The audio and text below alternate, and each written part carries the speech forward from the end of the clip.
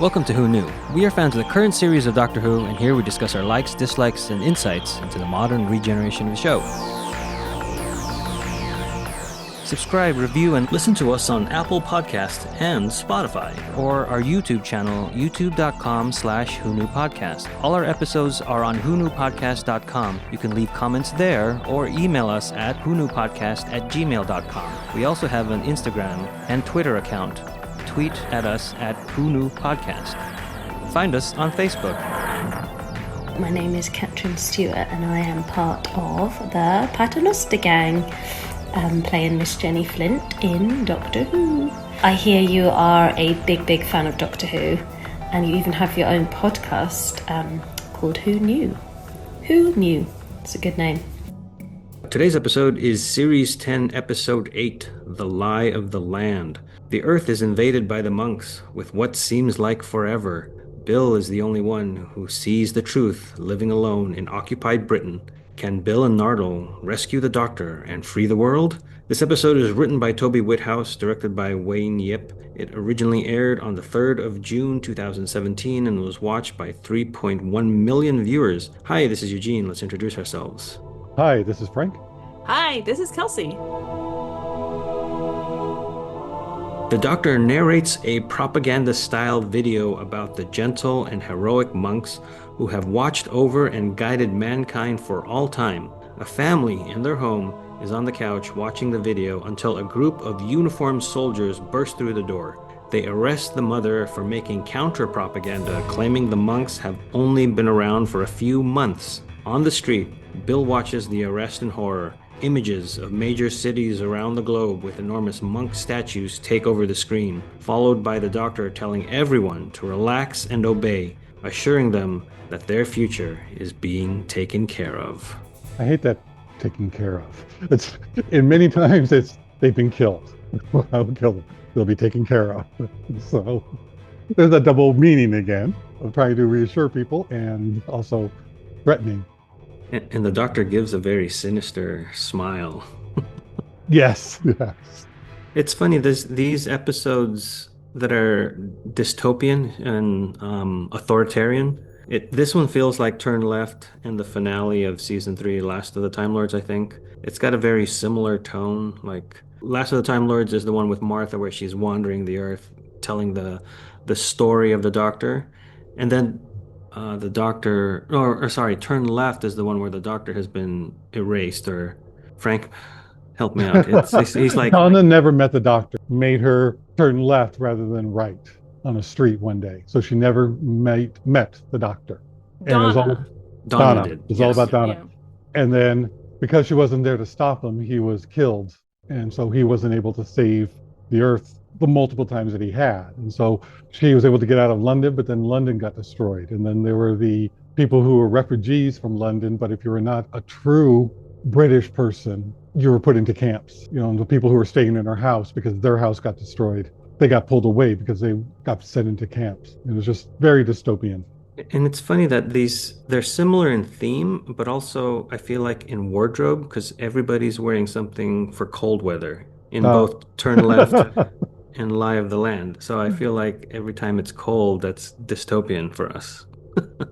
Oh, it's very 1984. This is a very dystopian 1984 dealing with the memory police was part of it. And just, so they went, I think, all out for that. Well, it's funny because they say memory police. I'm like, you could have used Dream Police and used the Cheap Trick song. Right. And the costuming, for the most part, when they're in the cities, it's all overcast, gray, and dark clothes. There's only when they're near the pyramid, there's like a sunshine spot near the pyramid that seems like that's where they can enter. So typical London? Just kidding. What it reminded me of when the Doctor was showing all the scenes with the monks in our history was the silence. That's what the silence actually did. Well, we couldn't remember them, but they were trying to get off the planet, you know, and so they're trying to evolve our species so that they can use our technology. That's how it started, because they kept changing the idea and plots through it. But so it reminded me about that. And then it also, because he's giving all the propaganda, that famous word came, or the famous line came to mind saying the doctor always lies. And it's like, this one, it's definitely true. There's an Easter egg when Bill is wandering the streets and watching the newscast from the shop windows. It says Magpie Electricals, which is a callback to Idiot's Lantern, season two, all the way in season two. Because but they've referenced Magpie in a lot of different places. And now I can't find it. God, I hate technology sometimes. Do you have that list? Let me see. No, I don't have it, but I know we've mentioned it before. Okay, here I found it again. Uh, Or did you? I did, and then it like updated. You go to link. Okay. Okay. It first was referenced in The Idiot's Lantern, and that was season 2, 2006. And then on the TARDIS Council, on the TARDIS console, not council, but the console. That's how I heard myself saying it. It was on the 11th Doctor, and the logo was on different parts of the monitor and things he had from that shop. In The Beast Below, season 5, is visible on Starship UK. And then before the flood, when the 12th Doctor had his rock and roll monologue, it was on the amplifier for his guitar. He was doing that. Of course, the lay of the land, that's we're getting it now. And then the sound of drums, they have some saying that the companion was seen using the brand tech with Martha, the sound of the drums, and also on the Sarah Jane's. Now, I better not be getting sick, Brian. And Sarah Jane Smith's computer. So they do put it in a lot, which is really nice, I think. Because this one was very big, very like, here we go. Look at this one. It was just nice to tie it all in. Another part that I thought was funny in this, well, because it's kind of dark, so they have some times of levity when Nardole breaks into Bill's place after she's talking to her fake mom or her imaginative mom. He quickly says that from the last episode, when we saw him just lying on the TARDIS console floor, he says that he got contaminated by the bacteria in the lab and was laid up for 6 weeks. And I go, oh, okay. So you're just throwing a line that he's fine. Because he says something like, if I was human, I would be gone. And then that leads him into talking or to asking Bill about who are you talking to? And then I like how I think this is a Matt Lucas thing where he goes, I thought your mom died and like whisper died, when you were little and whispers little. And I'm like, why did you whisper little? Well, that was good humor. I did like that. Yeah. But it's been a while since we've been able to do our broadcast. But so I went back and watched Extremis and Pyramid at the End of the World, which is part of the Monk trilogy. And I had forgotten that the Doctor and Nardole were in the TARDIS in the laboratory, and he sent Nardole out, and Nardole was down on the ground. So since this has been, according to Bill later on, it's been 6 months, or I think even the Doctor. They say it's been a while, it's been months. And I think someone came with 6 months. So that's why Nardole turning up is important, but they really go through that really quick. Just like they didn't tie it as well as I thought they would. I mean, they didn't make a trilogy. They didn't make a series of episodes like the old days, but it didn't gel as well as I thought it should. I mean, it continued the storyline, but it didn't reference it enough. Even Bill's, and we're jumping ahead a little, but even Bill's actions to ask the monks for help and be true about it. So she caused all this. Now they mentioned she caused all of this, but they didn't really bring it back to it. So I just thought maybe because I've watched it between each other for such a long time, I didn't remember all the different details. And if only a week had passed, or if you're streaming it, you won't have that issue. But it's just something that watching it as its own episode, it's like, wait a minute, I need a little more previously on for the points that you're going to be talking about. As a fan following it of what they've done in the past, even from the originals, it was a serial. It had series of episodes for one storyline, and this 3 did feel a lot more disjointed. Or even this 4, because then in Oxygen is when he went blind, which started the whole thing, because if that didn't happen, that at the end of that episode, these 3 episodes wouldn't happen. Similar to other endings where there was a 2-parter, but it's kind of a third, because at the end we find the master there, or something happens And that starts off the final two episodes. So it just seemed they put enough in there, but they didn't follow through. So I think looking at it not as the Monk trilogy, unless you're watching it all together as a streaming, is a good idea. So I don't think are we rating this or categorizing this as a continuation, or is it its own episode? That is That is pivotal to up this to you. episode. It continues a storyline, but that's similar to Bad Wolf. They had it throughout the thing, but it's not any continuation of the actual story from when they first found Bad Wolf. I mean, a direct lineage of like a sequel or a trilogy or. And that's also why this trilogy quotes, in quotes, I mean, is not the season finale like Right. season 3 and season 4. Yeah, it's written by three different writers. I get why it feels disjointed, and they were kind of like, I guess, given notes that said these certain things have to happen before you end your episode. Right. Right. It's like, no, you can't kill that character off. We have them. It's like, oh, okay, I didn't know that Bill was important. Okay, well, just change that. But I think looking at them as individual episodes would probably be a better way when coming around to categorize this, I think. I think that's why the first two episodes in this trilogy, the setup is really good because they're not the ones writing the payoff. Right. But even Extremis uh, didn't end. That's the thing. It didn't really end on a cliffhanger. It ended resolved, which is something that a lot of their two-parters are always cliffhangers. I mean, each one did feel like a separate, like Star Wars. Yes, they ended that part of it, but then they kept going with the other two movies, continuing the whole overarch storyline. That's what this feels like. They're separate. They could have even put things in between, episodes in between, I think. It didn't have to go right one from the other. Something could have happened in between.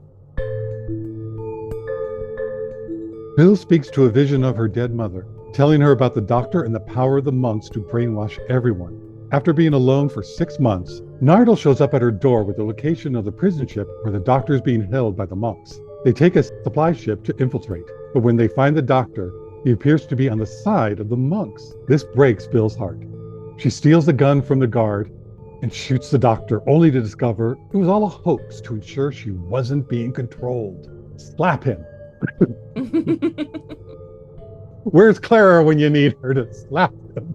I know you and Brian have a problem with that, but I think why it doesn't work is that this wasn't built up to be so dire. If it was, I think the justification of putting Bill through these tests to make sure she wasn't mind controlled would have sat better with both of you. I could be wrong. Because, I think from what I'm hearing you say is what the part I agree with is it was done as a serious theme. Him telling about humans. Here, I'm showing you all this stuff, but no, you're not even paying attention to what fascism is and all this. And it went really well as a serious scene. And he made it a joke at the end. That's sometimes you can make a joke, but it's like, no, he should have gone serious in that he was sorry he had to do it to her. Yes, he needed to know. Yes, you can understand why he did it. Yeah, there should have been like a comforting, like, oh, thank goodness that you're not mind controlled. Yes. I mean, he could still do a joke at that point. It's still, I think, in that period of time after the seriousness that you could have put the joke where you're kind of figuring out, or how do I keep saying that? We got stuck on the doctor and Martha going around the whole world, and now I'm stuck on that. That's all. The mixing the two up. So you are correct. It does remind me of that. But that whole time, Bill's trying to figure it out, and then is Nardal involved in this and what's going on? During that time, the joke is fine, but it should have gone back to a serious point. Yes. Well, because they go a little too far with the comedy, because he goes, no, that was Nardal's idea, and he's like, and then the other guy was supposed to have blanks in his gun, and he goes, uh-oh.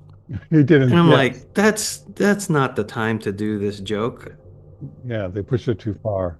And I think that switch was just too much. And the humor, I guess, wasn't good enough. Sometimes we've seen some where they switch from humor and serious really quickly, and it works, and then they go back. And I'm like amazed at how they could write this and how the performers can, carry this off. This one just sort of, oh, it was a joke. Okay. Yeah. I'm still bleeding here. Yeah, because of what they're talking about, the monks kind of doing an authoritarian dystopian sort of future. Like, you shouldn't be joking at this point. You should be like, okay, you're good. You're part of the resistance now. Let's get you up to speed on what the plan is instead of gag, gag, gag. And that's the thing. It wasn't a joke. It Yeah. was to find out if she could be trusted, which she's also trying to find out if he can be trusted, so it wasn't a joke. It was not real. Yeah, and it goes And it was a to deception. my comment saying like I get what they were trying to do on paper, but in the execution of it, they forgot the emotional beats that are supposed to go with this type of scene. Agreed. I totally agree. Because I'm like, oh, I get why this isn't going to land with some people, but I understand what the writer was trying to do, just did it in a weird way. Yes. Well, I have a different take on this scene for you guys to consider. Um, I don't know if I've ever seen this episode before watching it for this podcast. So I was like, I feel like I was in Bill's POV a lot in this scene where I was like, what is happening? No, the doctor really has gone bad. And then when she takes out her gun, I literally said, shoot him. Like the doctor is being crazy, like shoot him, like you get to shoot him now, Bill, just do it. And so then she did it, and then he starts to regenerate, and I was like, whoa, oh, I didn't realize this was the last episode of this season. I'm okay. So he's regenerated, and then he doesn't, right? And then we go into that what you guys are saying about all the gags. And then also something that hit me was like, if it was Clara, she would have slapped him. Bill and myself, we were just in shock at that point and still just kind of reeling from the emotions of the scene before when we thought it was real. And so any dialogue that's gonna happen in the next like 2 minutes of screen time, like for me as a viewer, I was not gonna receive any of it because I'm still like, wait, what just happened? Like I just saw the doctor regenerate, but no. Like I just thought Bill killed him, but no. I just thought he turned sides, but no. So I think that's where the gags and stuff do have a service to play. They're just this fluff nothingness that allows the viewer to kind of like take a breath and be like, "Oh, okay. What I just kind of like process what I just went through." Just as Bill is processing what she just went through, which is why she can't slap the doctor. She's in shock. She's just like, "What's happening?" And just so as a viewer, you're just kind of watching these silly jokes happen, and then by the time that scene's over and they do get to the okay, you're in the resistance now, here's our next move, you can follow it now because the shock is over. But Also, I think Brian doesn't like it because the doctor is wearing that coat that he hates with the tattered quality.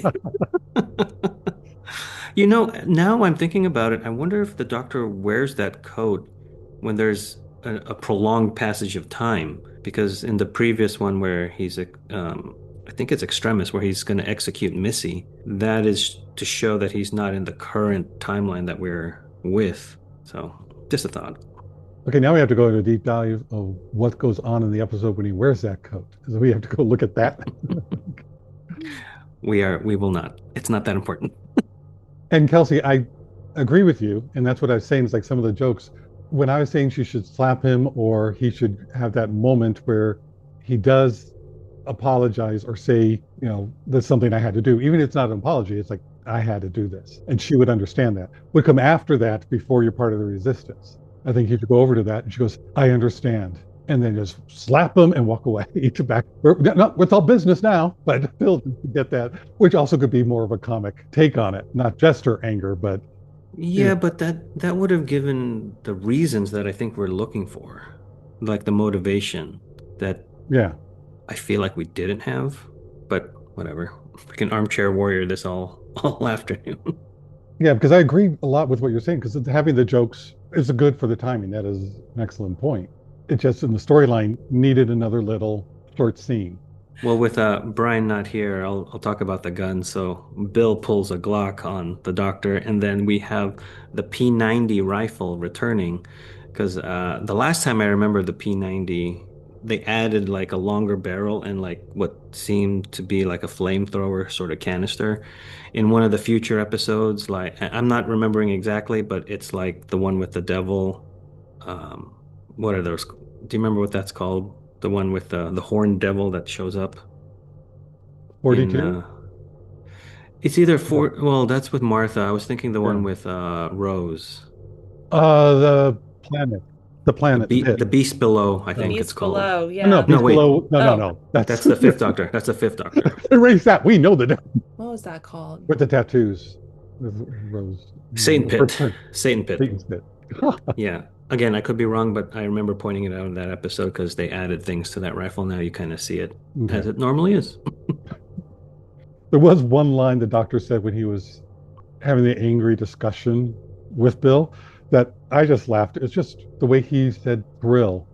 He rolled his R.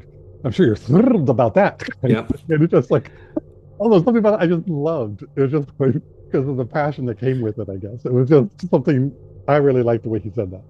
We get a lot of R rollings because of Missy later.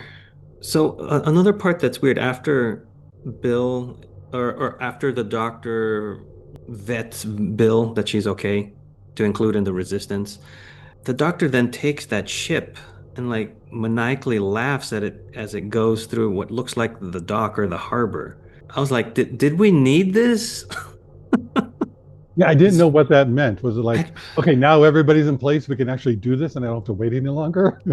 Is how I kind of took it, more than him being, having a maniacal laugh. It was just very strange. But during this whole part, this is where, to me, the storyline has so many different little holes or convenient timing of things. And I think that's part of going back with why they didn't mention Nardole or her what she did and why she did it to accept or to ask the monks for their help. This was the convenient timing of that the monk shows up as they're trying to get their ID to find out if they're okay. All of a sudden, Say that again. Like monk which shows part? up on the boat. This monk shows up on the boat when Bill and Nardole have to give their IDs. Just right there, just at that timing. Wait, Yeah, yeah, you mean when the guy's like random check of papers, that one? yes. Okay. And then the monk stops it because the monk just comes and goes, okay, everybody, let's stop what we're doing and get back to doing what we should be doing, I guess. So they don't check any papers or IDs because that's all the doctor's people anyway. But it just seems like such convenient timing. And it looked like the monk arrived onto the boat. And then left Yeah. When did he leave? with the light. Because that's funny because when it turned out to be a hoax, I was like, but there's a monk there. What do you mean that you're not on the side of the monk? There's a monk on the ship. So on the second rewatch, I paid attention to that scene because I was like, uh-oh, here's like you said, here's a hole, here's a plot hole. If they're not really on the monks, why is there a monk there on the ship? I think there's a light that happens. There's a light and a noise, like a ship landing, and then the monk comes out, and then when the monk leaves, there's another light and a noise that sounds like a ship leaving. So he comes in and just checks on everything. It's like, Like later it comes up, there's this weird thing about like there's only 12 monks. And so like to me, I'm like, oh, okay, this is just the monks making their presence known. Like that's what they do all day is they just go around and make their presence known so people get the feeling that there's a lot of them. Well, the other weird part is that the guard that asks for their papers randomly is Richard, who is with the doctor. So if Richard is not under the monk's control, wouldn't that monk know? yeah. It's a lot of questions. Well, wouldn't that monk recognize Bill as the one who made the deal? That too. Yeah, I'm watching it right now. It's like, ugh, that's weird. Yeah, so that was just a convenient feeling. Yeah, it's one of those scenes. There's no substance to the scene. It's a feeling scene. Yeah, it's style Right. over substance. Yeah. Which again, I think is Moffat's MO on a lot of things. So they shouldn't be dissected like we did. But we don't No, have a but podcast. Kelsey, thank you for explaining that because I didn't want you to that part again because I thought the monk was just on the ship. I didn't see that he left. So thank you. And then that does tie in with what they said later on. So yes, that does make sense. I'm just one, I missed it. Two, Should I have picked up on that? If you're just watching the episode, it's. Well, thank you. That I could work with. Yeah, no, I'm glad you brought it up because I noticed that too the Just that first it was time a I was great like, scene yeah. between the doctor and Bill. Oh They yeah. worked so well together. The doctor and Bill go to visit Missy in her prison to seek her help. The doctor slowly realizes that the monks use a psychic link which transmits a signal through the monks' statues to control the mind of the population, and Bill is their linchpin. The doctor, unwilling to sacrifice Bill, proposes replacing her brainwaves for his. He, Bill, and Nardole decide to infiltrate the monks' headquarters, a large pyramid in the middle of London. This is like exposition upon exposition. This is kind of one of the things that I don't like. Because to me, you've kept Missy as this red herring, MacGuffin, whatever you want to call it, big mystery throughout this season. She could have been the answer to anything that they threw at her at this point in the series, the season. Right. Because I'm like, nothing she or nothing they have teased us. There we go. Nothing they have teased us with Missy being locked up in the vault says that she knows how to deal with the monks. So I'm like, this could have been Torchwood. This could have been Bad Wolf. This could have been Vote Saxon. It could have been anything. So I feel like it was a writer's thing that they said, let's put this here so that we can use it later, not knowing what the use would be, other than it would be the Deus Ex Machina at this point in the Right. season. Because we never knew until, extremists, or we didn't even know exactly, but we suspected that's what it was, but it wasn't blatantly said. So we knew, but it just thing again, a little convenient. One of the other convenience that she knew about these monks who've been on, trying to take over the earth for some reason we never really discover, that I know of. I mean, so that's my main reason. It's like she should have, with all the exposition that Missy's giving, she should have said something to the effect of, "I dealt with the monks on on Mars years ago." Just something that says this is why she knows what the monks do and how they work. I just it felt so random that I mean, she just said she she dealt with them before. yeah, but I needed a little more. Like, this is how I defeated them. I don't know if they've changed or they've changed their tactics, they've Right. updated their strategies, just something like that. But this is what worked for me in 2000 years ago or something like that. And also reason why. They did this on Stratia or whatever planet you want to make up. And the reason they do it is they have to get everybody because they feed off of their energy or they feed off of this and they have to do this periodically. So I just killed their food source. That's basically what she did. She puts the girl. It's like, okay, her food I source is think gone. I think that's my main thing because they don't say what the goal of the monks is. Like, what do they want? What do they want by taking over Earth? They don't tell us. And they spend so much time trying to figure out how to take over this planet. So they do that to every planet, according to Missy, is that they figure out how to take over that. So they go through this whole charade in false worlds to go, oh, this is the best way to do it. Now we can start. It just seems like such a lot of effort for no For given what? Yeah. reason. I mean, sometimes bad guys don't need a reason, but the monk, I mean, this feels like we needed some sort of motivation. Like, Earth is rich in resources that they need to survive, just something like that. Or that Anyway, they would then change everybody into monks. And then they can't reproduce other ways. So they dwindle down. And when they get to a year's worth of people, the I 12 mean, monks, 12 anything would have, months of the yeah, year, they have to yeah. do this again to repopulate. I That was mean, a fun at this scene. at this point, any motivation, any reason would have been fine. But Right, the fact that we're given none is what bothers me the most. right. And reiterating this, Bill's the linchpin because she's the one who motivated or agreed to the monks, giving them the opportunity to come in and do all this. And so it's her that's putting it all together. And I don't get that same weight from this scene that's her fault because everyone's just like, no, they would have figured some other way out or nothing else. So there's not that weight there that they usually have in a lot of these types of episodes. Again, I'm not knocking the actors at all. they are great. Bill did great, but the storytelling was a little bit too quick. Going, we'll just tell them the points of what's important. Okay, yeah, she did cause this, but as a standalone episode, you don't really know how. You just know that she is responsible, and there doesn't seem to be the total remorse that you would expect. I've given over our planet to these aliens. And see, I think that's why I had the problem with the previous episode, the pyramid at the end of the world, right? Where Yeah. Bill's genuine request to help the doctor by giving him his sight back is also motivated to save the world.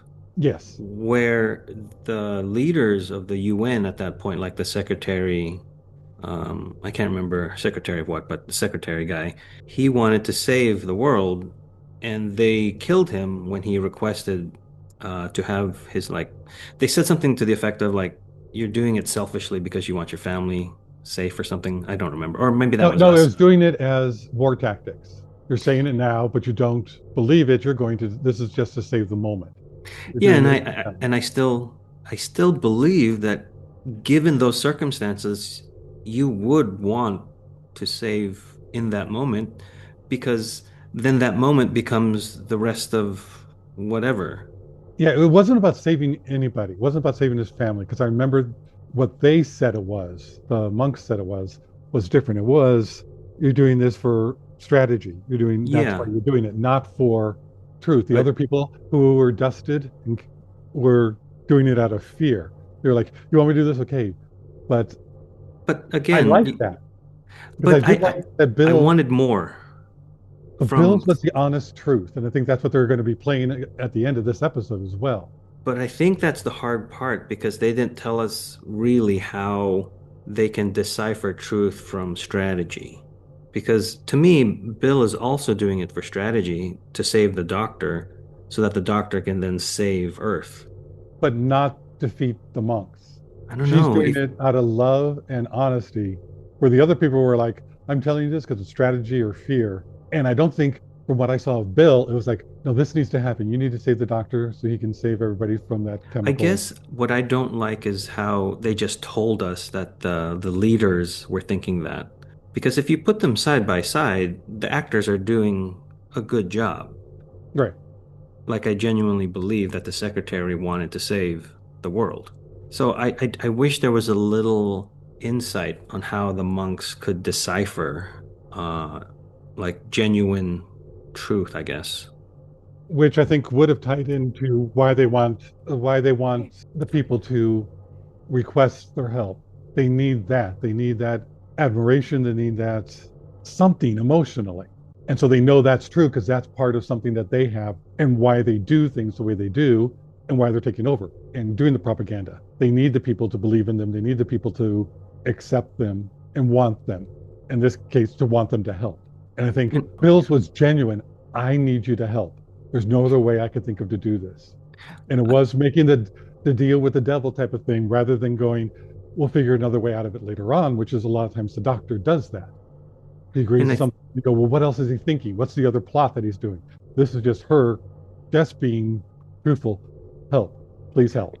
and I think my main problem is that we're always told. Yes. I can We're see the not we're not shown like there's no flashes of what they're really thinking. And I think the fact that we know Bill, we know it's genuine. So there needed to be something other than the monks telling us that these people weren't genuine in their request. yeah. Especially since the monks are creepy, but very soft spoken, so you don't get Yeah. the meaning or intensity or what's the word I'm trying to think of in the way that you would speak and tone that you would use to convey it. They just did it more matter of factly. No, this isn't correct. You are doing it for this reason. So you didn't get that emotional impact. I agree with you on that completely. And I think that's part of what we also agreed with earlier is that we needed to know why, we need to know more about them rather than just being the bad guy. We're agreeing a lot this time. It's got problematic things. That's why I don't think people talk about this trilogy. I mean, nobody talks about the monks. They've That's taken a A vow of silence. Okay, so switching things, Alpern's not here, but he asked where the university is located. And okay, so there's that shot when they're off of the ship and then they go to kind of battle the monks. There's a sign that says St. Luke's University, Bristol. That's not a real university, so I looked that up. The exterior shots are Cardiff University. They just put signage there. So that is a real place, except not a real university. You know what I'm saying? St. Luke's is not a real university. Cardiff University is where they filmed that. Oh, and then Missy plays the piano. The first thing she plays is No Si Yen, number one, and then later on, The Entertainer by Scott Joplin. Oh, No Si Yen is composed by Eric Satie, I think. So I just like that, just little things, just pointing those out because I was like, oh, I recognize them. Um, Yeah. So this is this a reveal for Missy being in the vault, or did we know that that was who was in the vault? Yeah, we knew 2 episodes ago, I want to say. Extremists, we Yes, Extremis, because of um, the execution. And then that the so we doctor pretty has to much knew, but it watch. wasn't specifically said But then the doctor has to watch over her over for a her. thousand years. So that's why Yeah, she's in the vault. I guess we did know. We just didn't see her in the vault as the prisoner. But also during this exposition upon exposition scene, the music here is really good. And it's the track that's playing specifically at this part when we learn that Bill is the linchpin is called It Has to Be Bill. So I was like, I really like this piece of music. And we mentioned before that season 10's soundtrack has not been released, but it was released in December of last year, 2025. So I have it now, and that's how I know it. Yay! Good. Oh, Missy is kind of revealing how evil the master and Missy has been with she says that she just wants to burn down a city to see the pretty shapes the smoke makes. I'm like, that's dark. But then she does reach that point where she keeps remembering more and more people. That's at the end. Oh, is it? Okay. It starts another arc. Yeah. Yes. Start of an Yeah. arc. Yeah. Yeah, but this is the first time Bill has met Missy, and Hmm. she calls her just a woman. Like this is who you had to lock away. I thought you had a monster in here. She's just a woman. And they're like, yeah, that is a monster. And then we kind Yeah, of talk about, okay. I like the scene. I like the scene in the vault, but I don't know. It has it's a I don't know. I like it. I like it. I like the lighting. I like the production design, set design. Yeah, there's a nice invisible force field when the doctor gets too close to the cell, if you will. That was really well done. Yes. And just a small thing, not anything that was overly done. So really looked, I thought it worked well. It worked well. This isn't mentioned in the paragraph, but this is where the doctor and the resistance kind of formed their plan after they get the exposition dump of how the monks operate from Missy. The doctor says somewhere in there the monks have some kind of machine that creates and broadcasts the myths of their history. The one that's powered by, carried by, fed by your brainwaves. So I get in, I plug myself in and replace the signals that they are receiving with my brainwaves and beam out the true history of the world. Like, oh yes, I could even throw in some stuff like I think he says racism and people who talk in the cinemas, and that reminded me of Firefly in our Mrs. Reynolds episode when Shepard Book is kind of like telling Mal, "Don't take that wife. You weren't like you didn't know. Don't take advantage of this woman." And he goes, "There's a special circle in hell for those people and people who talk in the cinema." So I like that. I don't know. I just like that people that talk in the cinema are terrible, terrible human beings, meaning the theater people. And I would add people who turn on their phones in the theaters. Then after that, Yes. Nardal's like, "Are you sure this would be incredibly sophisticated transmitter, powerful enough to beam highly detailed propaganda to the entire world 24 hours a day, and you're going to plug your brain into it?" And the doctor goes, "I know, it doesn't stand a chance." So that type of humor is welcome for me, and Mhm. not the previous humor when they suss out if Bill is under mind control. Also, at this point, they are scouting out the location, the monks' headquarters, And Nardal is looking through like what looks like blinds or like an obstructed view of the entrance. And was I missed? I watched this several times where there was nothing there because there Yeah, wasn't like a monk and then there were two monks and three monks. It wasn't like that because he says something to the effect of the monks are making us think that they are larger in numbers when they really aren't. And I was like, what am I missing here? exactly. I didn't know. I was like, are the monks disguised as those trash bins that are in a row? I'm glad you brought that up because I had the same thing. I was like, Yeah, what are we supposed to be getting? It was almost like someone didn't put in something yeah, that's on what the I thought. second shot. Like VFX didn't get their delivery in time. And so we're just looking at the same thing twice and Nora going, Yeah. oh yes, I see. And we are left being like, I didn't see.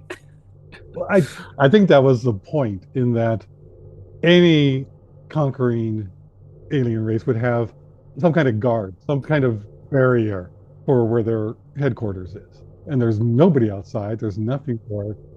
So either they believe it so much, or just there's not a lot of them and they're all out doing stuff. So Right. So we weren't they supposed don't to need it. see anything. That was the point. We're I supposed to look think, and see nothing and then look and see nothing again. And that's Nardal's like, ah, yes, I see nothing. That's I the think so, point. but I do like a lot that, oh yeah, we just didn't have time to put the special effects in, so we just left it. It's weird. I Like like that one. they should have just told us in a, I don't Like know. there's nothing there. Yes, exactly. Yeah, yeah, Yeah. yeah. That's the point. Because we're all over here being like, wait, what I miss?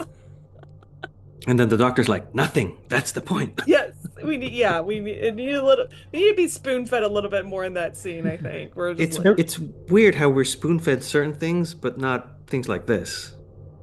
But in Pyramid, at the end of the world, they do this, which is really well, where the transmission's going out. So the doctor has Nardal cut all of them. And the Nardal's like, but now, okay, it's fine. We made them blind, playing on his blindness, I thought, kind of thing. So what does it matter? And then one of them comes back on. And that's how they're able to find out where they are. So it's like, okay, so this is the one that they're monitoring. This is the broadcast that they need to know and monitor. So that's where they're at. So that is similar to this, except they didn't say, oh, there's nothing there. Exactly. Like you Hmm. said, would have been a nice feeling for that, where it's not actually what the doctor wanted, just to cut off the broadcast, but he wanted them to reinitiate it so they could find them. It was a way of tracking it.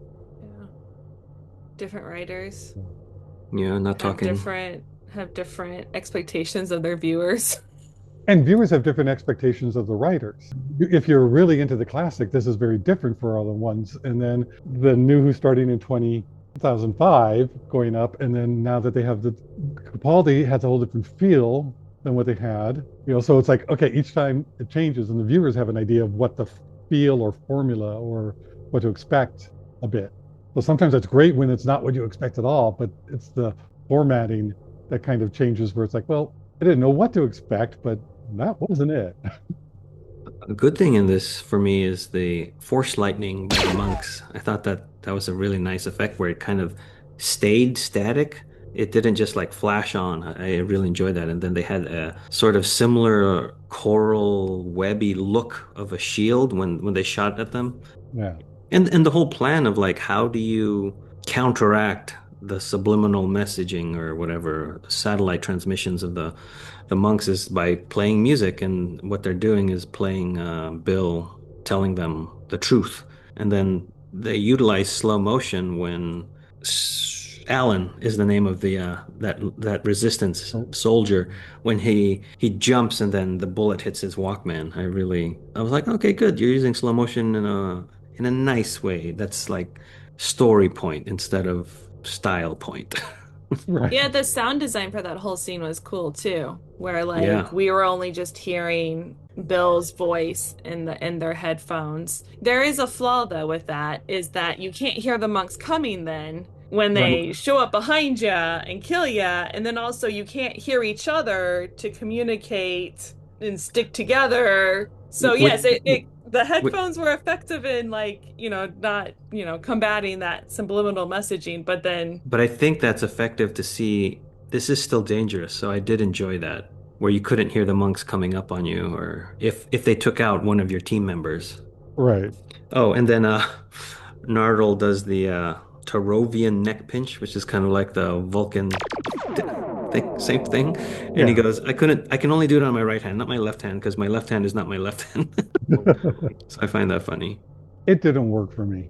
I mean, it kind of did, but I think from what else I was feeling for the episode, it was like, oh, now we're going to this, which, But it's also but they also, it's also a callback to when Ian Chesterton did it in the Aztecs story.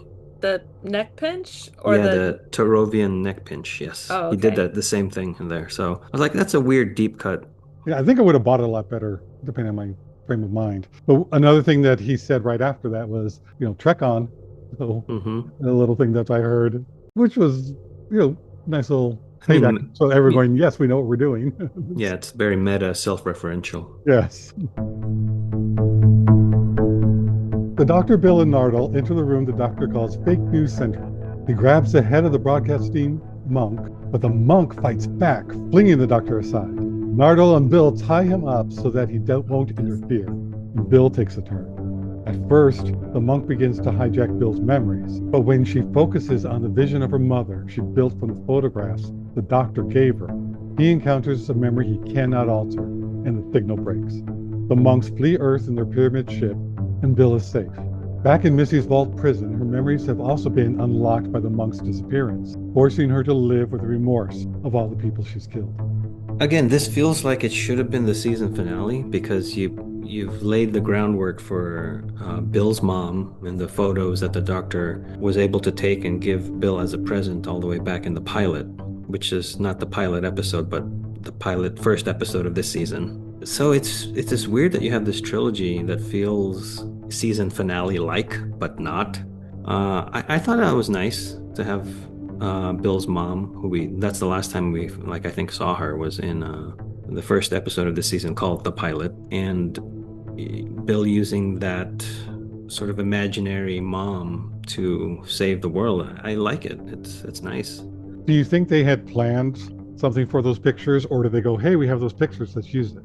Have you heard anything about that or read? I haven't. There's no DVD commentary or much on the extras or inside looks or anything. So I would like to think that maybe it's a happy accident. They saw that the doctor did this nice thing for Bill in the beginning of the season. Like, hey, we can use this because this idea is very high concept of like what goes on in your mind and how it has to be genuine that you want to ask for the monk's help. I don't know if kids would get that, but kids would get the love of to their mom. So I get that that's the powerful enough memory and motivation to kind of dispel the propaganda that the monks are broadcasting. Or because it was what the doctor was trying to do with the monk that the monk fought was reality. So was truthful and everything, but Bill's wasn't real. She had created a false reality with her mother that was very important to her. So I think partly it was because it was a false reality, which was also truthful. I mean, it's a little more confusing, but that's why it was able to override the other false reality.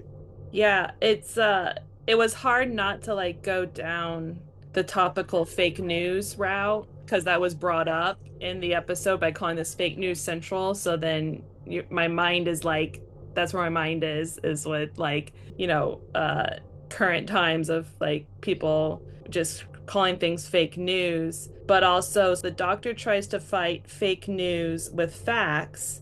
And how many times have we been in conversation with people and we're trying to bring up facts and they're like, how hard is it to fight a feeling of truth? Like, no, this feels true to me with facts. I think it's very hard to do. So that's the doctor. His tactic is to fight the fake news with facts, the accurate version of history, but it doesn't work. So then Bill's has this memory that she created, like it's a memory, but like it's not a real memory. It's one that she created. So I was just like, what's the metaphor then? Like what is what is Bill's like memory that she created of her mom a metaphor for? Like how do we fight fake news if facts don't work?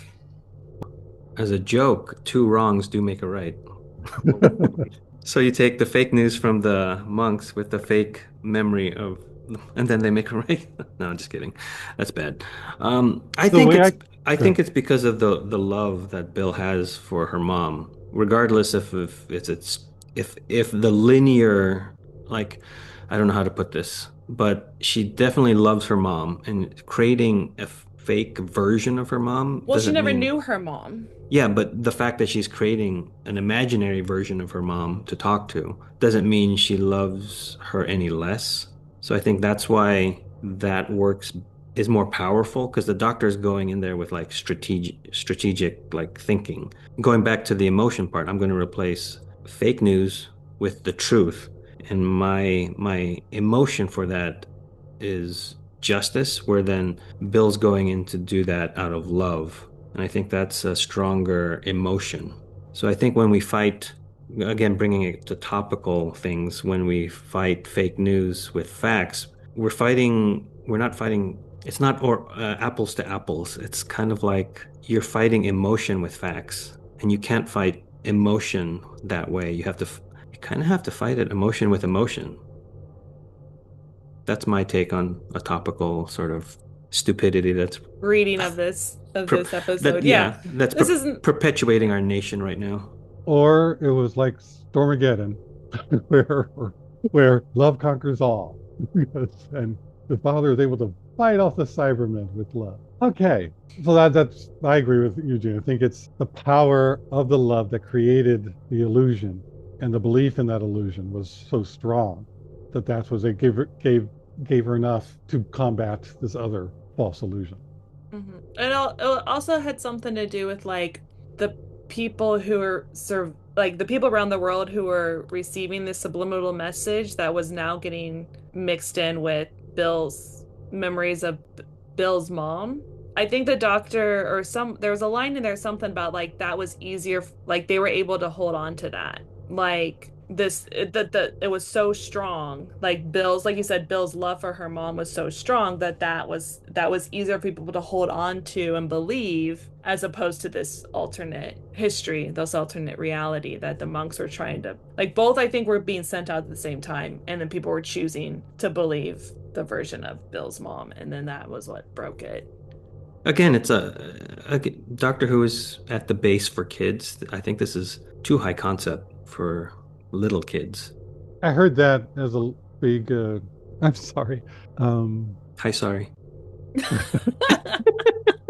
Can you bring back Frank? I will definitely We like try. Frank better. Complaint. Okay, I heard that as a big complaint when it came out that they just skirted a lot of the issues. They didn't really delve into a lot of the things. But it was because of the audience that they have and the time constraint of how long they have to tell it. But I wish they would have.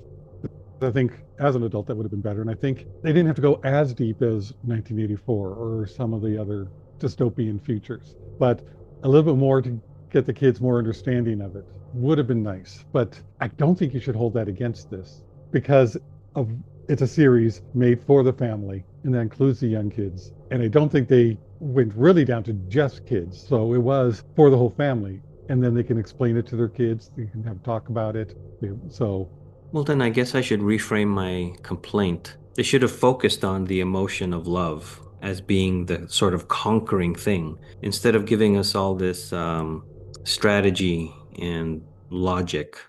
Or I would have liked the doctor to have learned from Missy how she battled the monks and then saying, we can do this differently.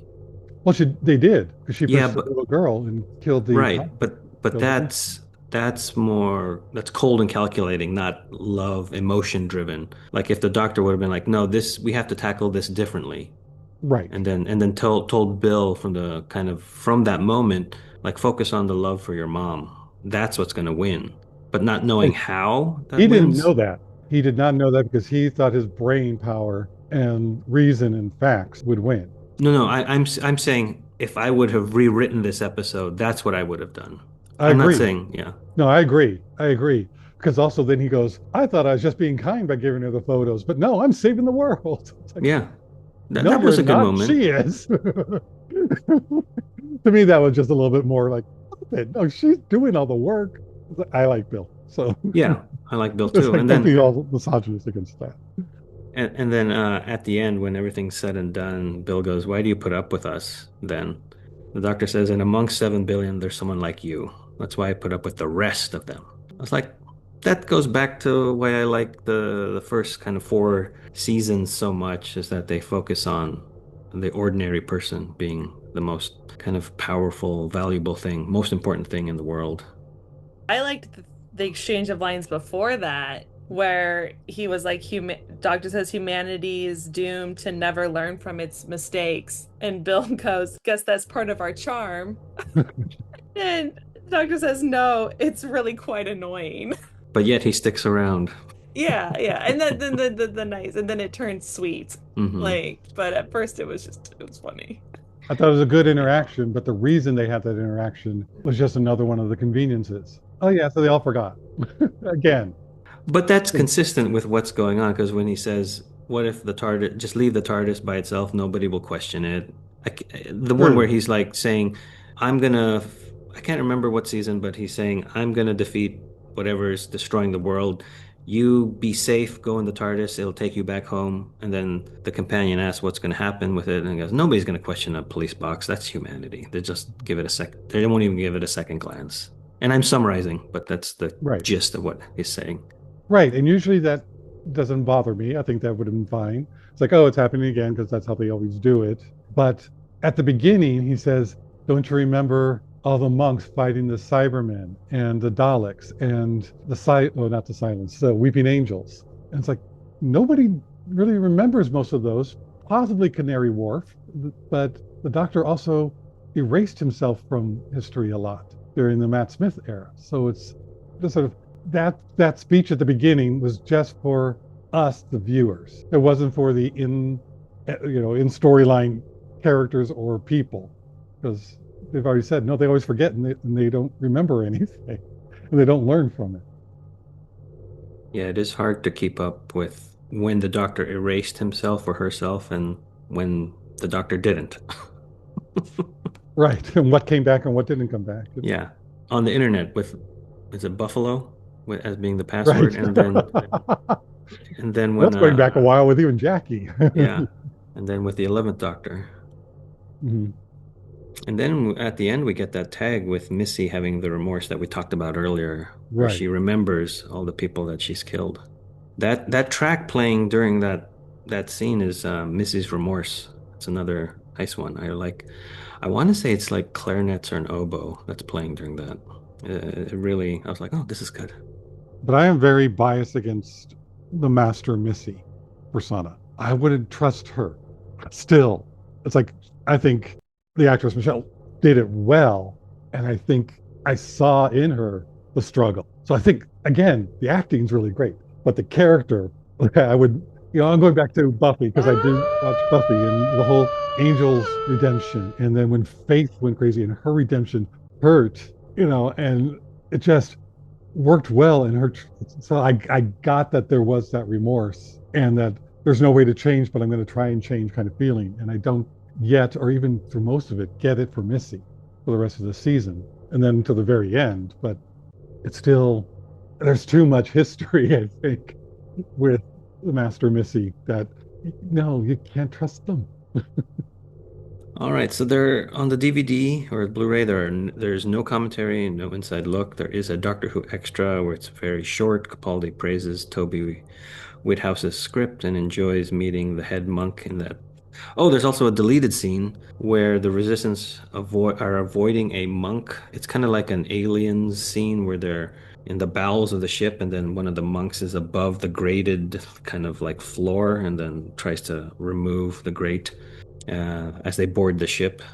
Oh, also, there is no TARDIS in this episode at all. It's one of the few ones that we've had in recent times. The director, Wayne Yip, also directed the next episode, Empress of Mars, and Resolution with Jodie Whittaker. The writer, Toby Whithouse, started all the way back in season 2 with School Reunion and did some other episodes like The God Complex, The Husbands of River Song, and then The Lie of the Land. This episode is his last episode so far.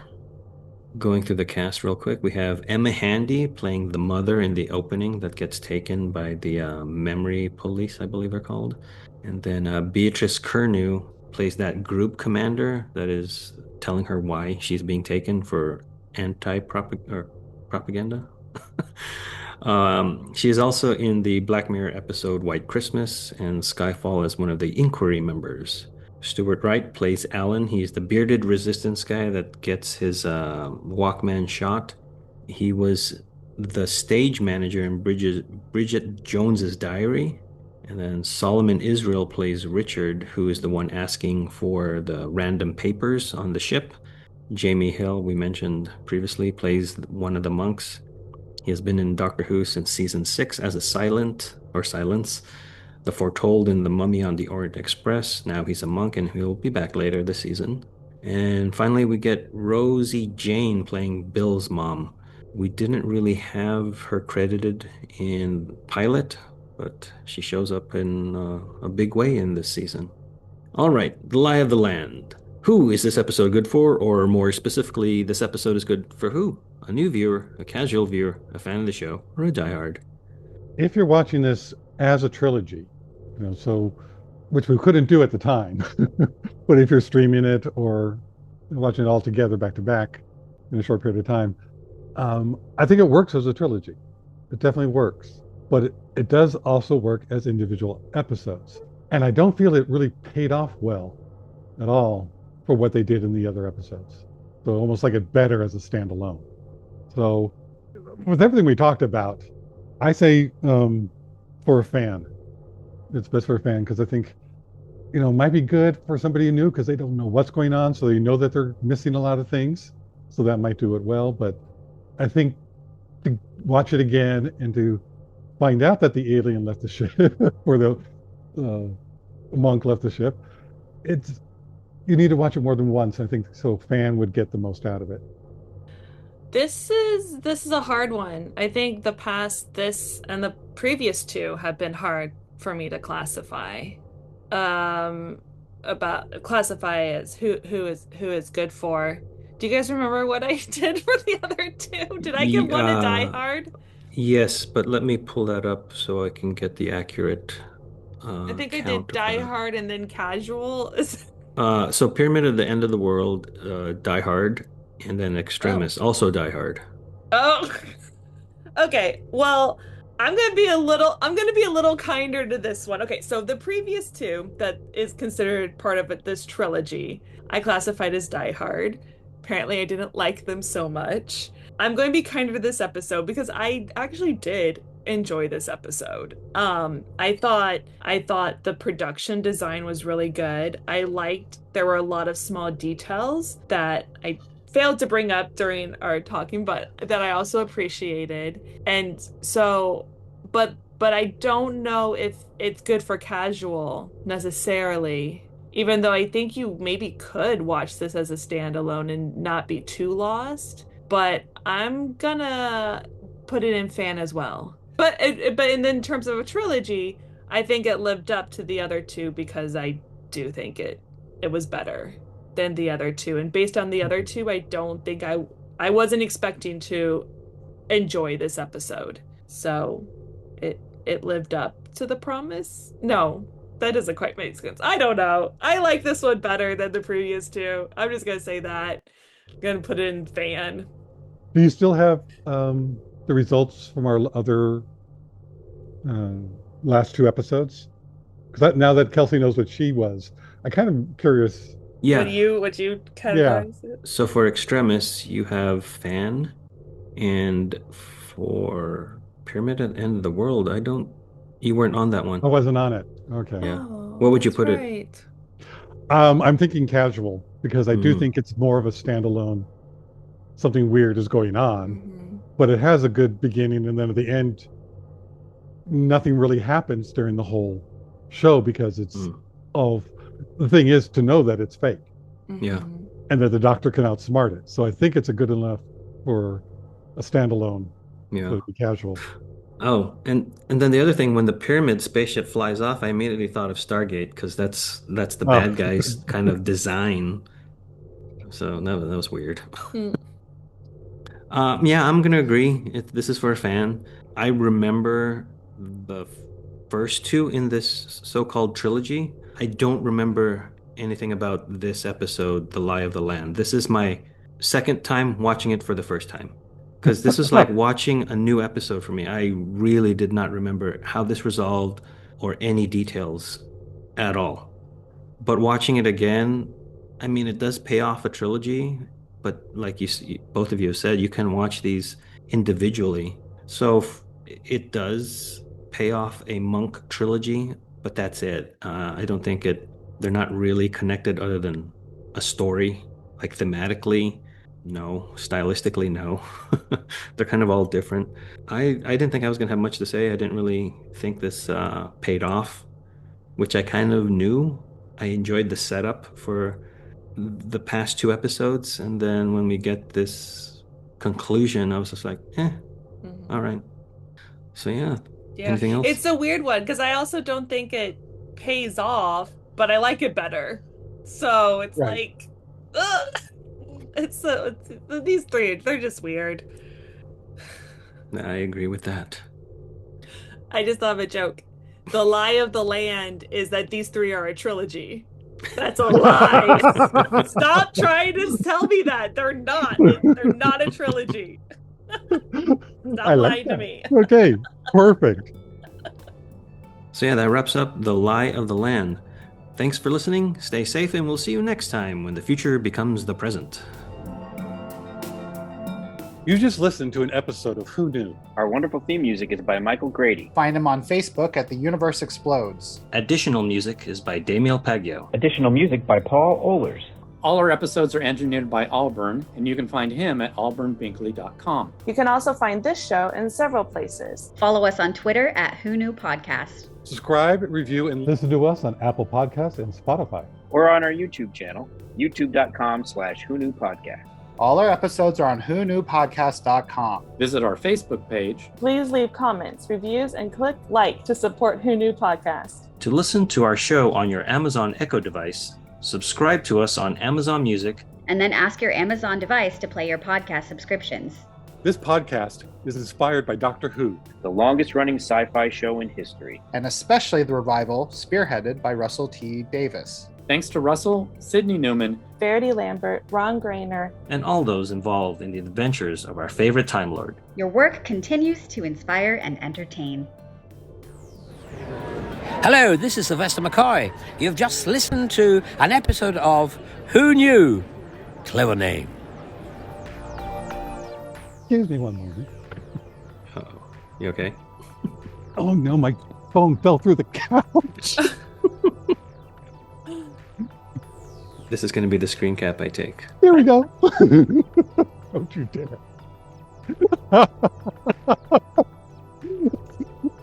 Ever since we got Where's this Frank? cat, something's going on. Oh. Come on, why you got to do this? Because they're connected to my computer somehow. Because you're on this call. I'm on the call. The call's coming from his house. Is that a Scream reference? No. No, okay. No. Well, they used it in that, but it's before then. Oh, okay. Dial So- in for no. Oh, Oh, I know what you're talking about. 1979 when a stranger calls. Oh, I had it. I've never seen that. I needed to remember that one. Which they remade recently. 2006. Yeah. Oh, 20 years ago, whatever. I know. Recently. I just know they made a new version of it. That's what I was thinking. Anyway,